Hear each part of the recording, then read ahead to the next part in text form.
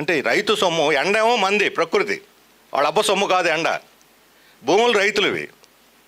Panels bank దగ్గర అప్పు తెచ్చి పెడతారు, అది కూడా ప్రజల డబ్బే. దాన్ని ఉత్పత్తి చేసేది కార్మికులు, అక్కడ కష్టపడి పనిచేసేది. లాభాలన్నీ అదాని జేబులోకి పోతాయి. రైతుల భూములన్నీ అదాని చేతిలోకి పోతాయి, 1000 ఎకరాలు. ఈ లెక్క ప్రకారం రైతులకు నెలకు 30,000 రూపాయలు లీజు ఇచ్చినా సరే భూములు వాళ్ళకి ఆధిపత్యం కోల్పోకుండా 48 పైసలకే, నేను ఇంకా ₹10 ఇందాక ₹10 కూడా కాదు, 48 పైసలకే, ఒట్టి 48 పైసలకే ఈ సోలార్ విద్యుత్తుని సరఫరా చేయొచ్చు.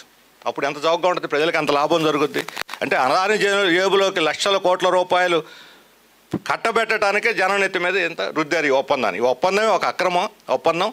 ఎలాంటి లైబుల్, దీనికి చట్టబద్ధత లేదు, ఎలాంటి నైతికత లేదు. దీనికి అనైతికంగా లంచాలు తిని మెక్కి ప్రజల నెత్తి మీద వేసినటువంటి రుద్దినటువంటి ఒప్పందం. దీన్ని తక్షణం రద్దు చేయాలి, ఇప్పటికైనా సరే రద్దు చేయాలి. ఎందుకని ప్రపంచం అంతా అల్లరి. ఇప్పుడు అంతకుముందు ఎడెన్బర్గ్ అనేవాడు షేర్ మార్కెట్లని రిగ్గింగ్ చేసేసాడు, అదాని 1000 కోట్ల రూపాయలు మింగేశాడు, ఆస్తులు పెంచుకున్నాడు, దీనివల్ల రిగ్గింగ్ చేసి అని చెప్పానంటే ఈ సుప్రీంకోర్టు రాష్ట్ర ప్రభుత్వం చెవులు మూసుకొని సీసం పోసుకొని కూర్చున్నారు. కనీసం మాట్లాడాల ప్రైమ్ మినిస్టరు బీజేపీ యొక్క మద్దతు లేకుండా అదానికి ఇంత దమ్ము రాదు, ఇంత ధైర్యం రాదు. అసలు అక్కడి నుంచి ఆడికి వస్తే ఒక పెద్ద రాష్ట్రపతి కన్నా పెద్ద అతి గౌరవం. వచ్చి ముఖ్యమంత్రిని కలిసి 2 సార్లు 3 సార్లు కలిసిపోయాడు, ఏం మాట్లాడాడో తెలియదు. ఎవరైనా ఒక ప్రముఖులు వచ్చి కలిస్తే ఈయన కలిశాడు, ఒప్పందం చేసుకుని మాట్లాడుకున్నాను అధికార ప్రకటన వస్తుంది. ఆ రోజు మనం అడిగాం, మీ మధ్య జరిగిన 4 గంటల సేపు మీరు కూర్చొని మంత్రాలు జరిపారు, ఈ రహస్యాలు బయట పెట్టండి, ప్రజలకు చెప్పండి అని చెప్పి ఆ రోజు అడిగాం మనం. నేను ఒక విషయం ఈ సందర్భంలో చెప్పదలుచుకున్నాను. ఆ రోజు కూడా సెక్యూ ఒప్పందాల గురించి, అదానితో జగన్ గారి రహస్య సమావేశాల గురించి తెలుగుదేశం ఒక మాట కూడా మాట్లాడాల. భయం. అదానిని ప్రశ్నిస్తే మోడీ కోపం వస్తుందని భయం. ఆ రోజు 1995-96లో మన 2000 సంవత్సరాలు ప్రపంచ బ్యాంకు గురించి మాట్లాడాం. ఆ రోజు ప్రపంచ బ్యాంకు ఒప్పందాలు చేసుకొని వాళ్ళకి ఏజెంట్గా మారి ప్రభుత్వం చేసిందని చంద్రబాబు నాయుడు గారిని ఆ రోజు పెద్ద పోరాటం నడిచింది. ఈరోజు ప్రపంచ బ్యాంక్ కాదు, మోడీ. నిన్నటిదాకా జగన్, ఇప్పటి నుంచి చంద్రబాబు నాయుడు, వీళ్ళు మోడీకి ఏజెంట్లుగా మారి ఈ రాష్ట్రాన్ని కొల్లగొడుతున్నారు. మన రాష్ట్రం ఎట్లా అల్లకల్లాలైందో మోడీ చేతుల్లో తెలుసు. అన్యాయానికి గురైంది రాష్ట్రం. దేశంలో ఏ రాష్ట్రంలో కూడా చెప్పనంత గుణపాఠం ఇక్కడ ప్రజలు బీజేపీకి చెప్పారు. మొన్న ఎన్నికల్లో కూడా వాళ్ళ కూటమి అధికారంలోకి వచ్చిన బీజేపీకి ఓట్లేలా, తెలుగుదేశానికి వేశారు, జనసేనకి వేశారు తప్ప బీజేపీకి ఓట్లేలా జనం. బీజేపీ చోట ఓడగొట్టారు. వైఎస్ఆర్ గెలిచిందంటే బీజేపీ ఓడిన చోట గెలిచింది. ప్రజలకు అంత ఆగ్రహం ఉంది బీజేపీ మీద. అందుకని బీజేపీ ఇప్పుడు పరోక్షంగా జనసేన ఆయన అడ్డం పెట్టుకొని, పవన్ కళ్యాణ్ అడ్డం పెట్టుకొని వాళ్ళు చేయాల్సిన పని ఎందరో చేస్తున్నారు. ఆ మాటలు అన్నీ పవన్ కళ్యాణ్ ఇప్పుడు మాట్లాడే మాటలన్నీ కూడా హిజ్ మాస్టర్ వాయిసే, బీజేపీ ఆర్ఎస్ఎస్లో వాయిసే ఆయన వినిపిస్తున్నాడు. ఢిల్లీకి పోవటం, వాళ్ళు చెప్పడం, వాళ్ళ గైడు అక్కడ చెబుతారు, ఇక్కడ పాఠాలు అప్పు చెబుతాడు చిన్నపిల్లవాళ్ళలాగా. సినిమాల్లో కూడా అంతే కదా, డైలాగులు అప్పు చెప్పినట్టు ఇక్కడ కూడా ఢిల్లీ వాయిస్నే వినిపిస్తున్నాడు. డైలాగ్స్ బాగా చెప్పగలడు కాబట్టి.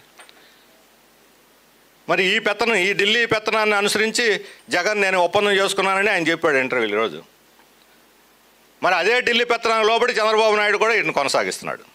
మొన్న ఎన్నికల ముందు ఏం చెప్పారు, స్మార్ట్ మీటర్లు ధ్వంసం చేయండి, తీసేయండి అన్నాడు. అదాని ధ్వంసం మీటర్లన్నీ, మిగతా కంపెనీలు కూడా ఉన్నాయి, అధిక భాగం అదానివి. ఇప్పుడు అధికారం లాగానే మీటర్లు పెట్టుకొని మంచిదే మేము పెడతామని చెప్పని ఇప్పుడు వచ్చి బిగిట మొదలు పెట్టారు. అంటే జగన్మోహన్ రెడ్డి చేసిన నిర్ణయాన్ని మీరు అమలు చేస్తున్నారు. ఆయన వదిలిన చెప్పుల్లో మీరు కాళ్ళు పెట్టారు. మీరు ఏంటి మార్పు, కొత్త విషయం ఏంటి ఇందులో? మార్పు చేస్తుంటే ఏం చేస్తారు మార్పు అని? మీరు ఈ విధంగా మాట్లాడటాన్ని అనుమతిస్తున్నాం కదా అంటారు. మాట్లాడటం అనుమతించకపోతే ఇది ఆయన పోయాడుగా, ఆయన మాట్లాడటాన్ని అనుమతించకుండా ఎక్కడ పోయాడో శంకరగిరి మాన్యాలు బట్టి అదే రకమైనటువంటి పరిస్థితి మీకు వస్తుంది. ఎవరు నోరు మూస్తే వాళ్ళే అడ్డం తిరుగుతారు, తిరుగుబాటు చేస్తారు, వాడే పోతాడు ఇంటికి. అందుకని ప్రజల నోళ్ళు మూసి ఎవడు ఇంతవరకు పాలకులు బట్టగట్ల బయటపడి. అది కాదు గొప్ప. ఈరోజు ప్రజలకు ఏం చేస్తున్నావు? నువ్వు చెప్పినటువంటి మాటలకు కట్టుబడి చేస్తున్నావా లేదా? స్మార్ట్ మీటర్లు ధ్వంసం చేయమని పిలిపించిన వాడివి పెట్టకుండా అన్ని కట్టకట్టేసి పడేయాలి. డబ్బులు ఇంత పెట్టి కొన్నాం కదా, వాళ్ళకి పే చేసాం కదా అని అంటున్నావు. రైతులకు సర్వే రాళ్ళు పెట్టాడు జగన్ బొమ్మ వేసుకొని, దాదాపు 500 కోట్లు పెట్టి వృధా అయిపోయినాయి. ఇప్పుడు మేము ఆ రాళ్ళని ఏం చేయాలో తెలియట్లేదు అన్నావు. ఇప్పుడు 500 కోట్ల రూపాయల రాళ్ళు పక్కన పడేస్తున్నావు. ఇవి కూడా ఆ రాళ్ళు అనుకొని పక్కన పడి లేకపోతే అదానికి చెప్పు, నువ్వు తప్పుడు మీటర్లు ఇచ్చావు, మాకు అవసరం లేదు, తిరిగి తీసుకోమని. ఎందుకంటే అదానికి ఈరోజు అడిగే హక్కు కూడా లేదు. అవినీతిలో కూరుకుపోవటమే కాదు, ఈ రాష్ట్రంతో జగన్మోహన్ రెడ్డి కాలంలో జరిగిన విద్యుత్ ఒప్పందంలో, సోలార్ విద్యుత్ ఒప్పందంలో 6,000 మెగావాట్ల విద్యుత్తుని సరఫరా సంవత్సరంలోగా, అంటే రేపు 25 సెప్టెంబర్లోగా, అందులో 3,000 మెగావాట్లు మొన్న 24 సెప్టెంబర్ నాటికి నేను సరఫరా చేస్తాను, గుజరాత్లో తయారవుతుంది, లైన్లో వస్తాయి, మీకు వచ్చేస్తుంది.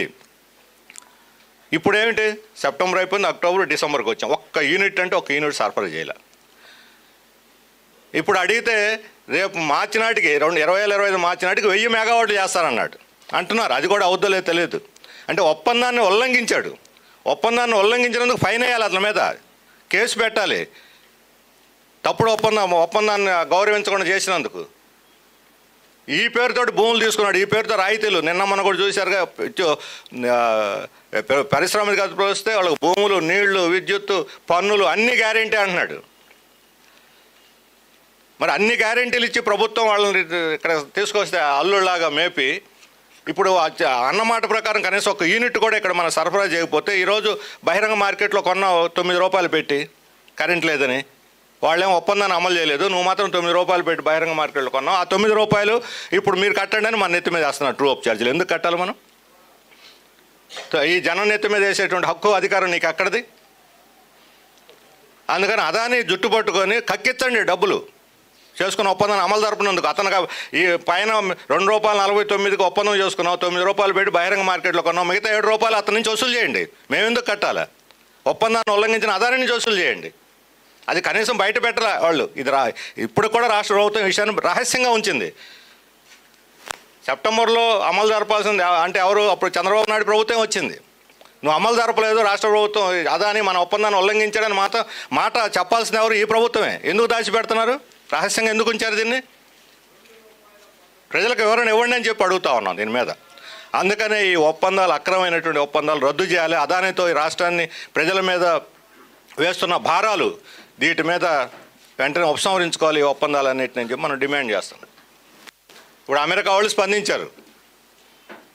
అక్కడ కేసు వేశారంటే అక్కడ ఇన్వెస్టర్లు, అక్కడ పెట్టుబడిదారులకి, ఇక్కడ నేను ఆంధ్రాలో పెట్టుబడులు పెడుతున్నాను, ఈ పెట్టుబడులు ఇంత లాభం వస్తుంది, ఈ లాభంలో మీకు ఇంత డివిడెండ్ చెల్లించగలను, అందుకని నా వాటాలు కొనండి, 10 రూపాయల వాటాన్ని 1000 రూపాయలకి, 2000కి, 3000కి రోజు రోజుకి పెరిగిపోతుంటాయి డిమాండ్ వచ్చేసి.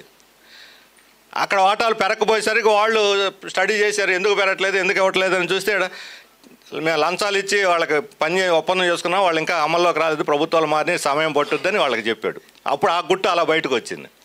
వాళ్ళు ఆ గుట్ట తీగ పట్టుకొని డొంకంత లాగితే, ఈ అదాని తమ్ముడు కొడుకు వాడు సాగర్ అదాని వాళ్ళ ఫోన్ని స్వాధీనం చేసుకున్నారు వాళ్ళు. ఇప్పుడు మనం ఏదైనా ఆందోళన చేస్తే వెంటనే ఫోన్ లాగేసుకుంటారు. మన ఫోన్లు భద్రం అనుకున్నారు వాళ్ళు. అమెరికా వాళ్ళు మన తల మీద కూర్చునేవాళ్ళు. వాడు ఫోన్ లాక్కొని మొత్తం రహస్యాలను బయటకు తీస్తే ఎవడెవడికి ఎంత ఇచ్చిన పేర్లతో సహా దాంట్లో ఉన్నాయి.